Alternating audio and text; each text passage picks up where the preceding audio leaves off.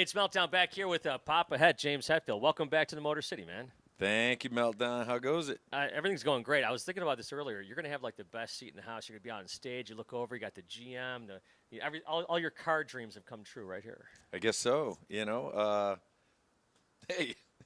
The Motor City, right? Yeah. Well, if I get to enjoy any of it, I don't know if the weather helps us out here Listen, tonight. stop talking about it. You can't mention it. It won't happen. You see?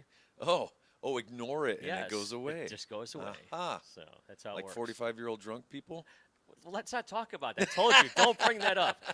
All right. Anyhow, no, I'll tell you what. Do you find that there's like a whole new energy around with this new record now? I mean, Death Magnetic was great. This one's greater. I mean, and it seems like there's just a whole new energy with Metallica. Yeah. We're super shocked and pleasantly surprised to be hearing how people enjoy the album as much as we do, and to go out there and be playing close to a third of the set new songs. Yeah.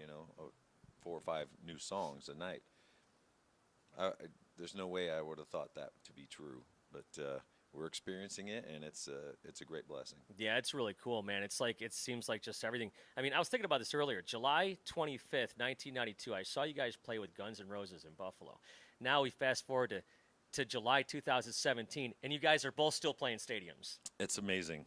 Yeah. Well, the fact that we're still alive, that's even more amazing. That's right. The fact that at least Metallica as a band is still together, we should get awards for that. Right, exactly.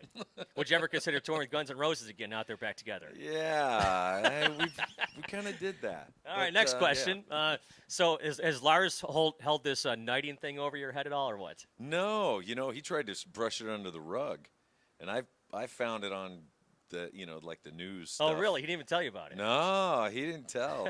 He must have been a little embarrassed, And I mean, yeah, I think it's to be from a country and be recognized like that, I think it's pretty cool. Yeah, it is cool. Yeah. It is cooler than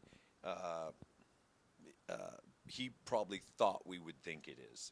He's probably a little embarrassed by it, but I think it's a cool honor. What's a cool honor like that has been bestowed on you?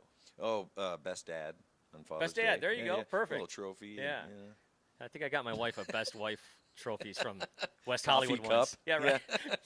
I think my daughter got me a coffee cup this year. It says, "At least your daughter's not ugly." Oh, nice. Yeah. No, I got actually my friend. Yeah, they got me a coffee cup that said "Have a nice day," and then on the bottom it's got a middle finger going like this. Like, all right, subtle. Hey, they're right in your wheelhouse, right?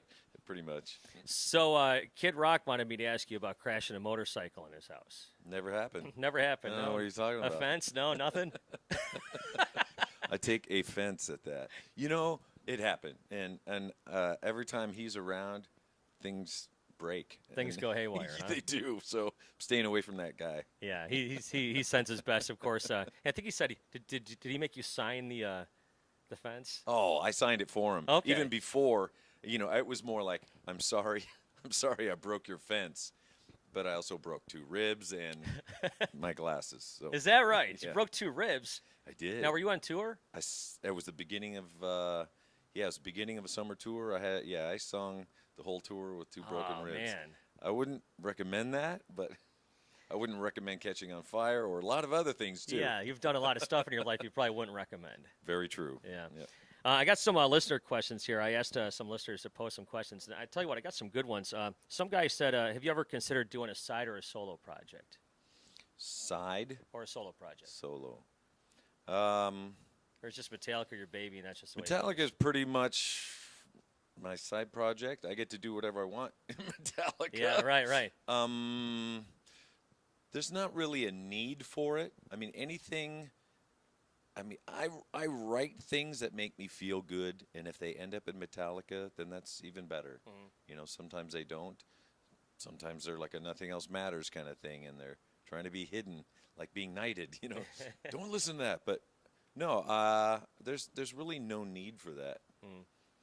Somebody or wanted to know. time. There's no time for that Right, either. yeah, time. There you go. Somebody else wanted to know is there any songs that are easier to play live than when you recorded them? Oh, yeah. I'd say pretty much most of them. Really? I'd say when you're, well, it depends. I mean, it depends how you look at it. If you're playing the song all the way through, when we're on stage, I there's something magical. I don't feel any pain or anything really. You're like in this zone. Is it like the train has started rolling and you just keep going with it? Pretty much, Yeah. So if a song is, songs tend to be faster live. Yeah. And like a Fight Fire with Fire, if Yeah. I listen to the live recording, I'll think, who's playing that? Friggin' the Chipmunks, Yeah, right.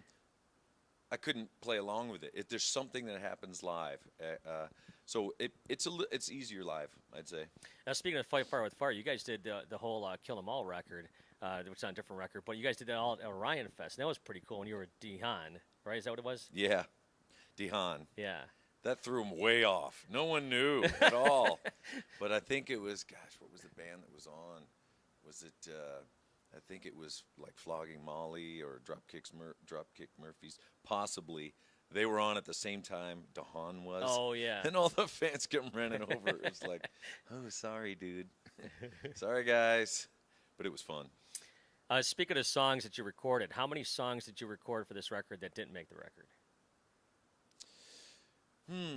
Well, what we've done on other albums also is we'll write as many riffs as we have. Like we've got 40 riffs. Maybe this time I think I stopped it at around 24. I said, come on. There's some good stuff here.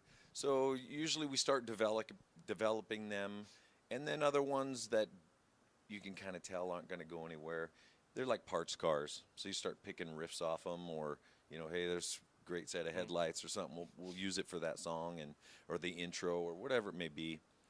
So they kind of all get picked, and it's like you get the Frankenstein of songs. You get all the best parts, and that's how that goes. Now when you were recording this record, I think I heard Kirk lost his phone, and he couldn't he had all these riffs on it.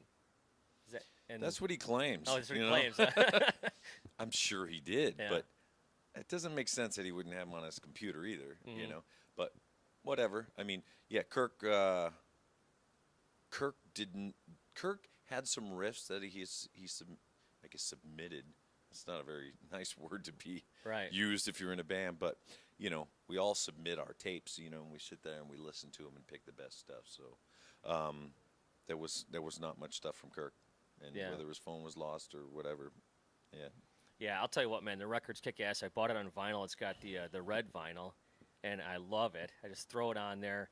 My son, he's 14 years old. He just every time we go play hockey over the wintertime, put the Metallica in. It's like you're finding a whole new batch of fans out there, the young kids too. Smart kid. Yeah, right, exactly. I agree. And on tour, I can't believe the youth that we've seen out there, along with the elderly, including us.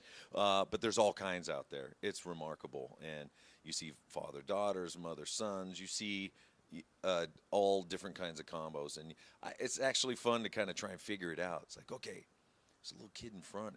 That's got to be his brother behind him. He kind of looks like him, and he's protecting him. Yeah, it's really cool to see. Hey, final thing here for you. I just wanted to, on behalf of the Riff and on behalf of radio people, just thank you for taking the time out with radio. There's bands that sell out across the street, 3,000 seats, and won't talk to us.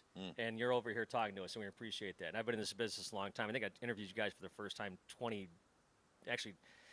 Metallica, Guns N' Roses. That's when I interviewed you guys for the first time. Early 90s. 92, yeah. So thank you very much. Oh, you're super welcome, man. We appreciate the support, no matter where it may be, and radio is certainly supporting Metallica on the new record. Well, thank you so much. James Hetfield right here with 101 WRIF The Riff. Papa hit.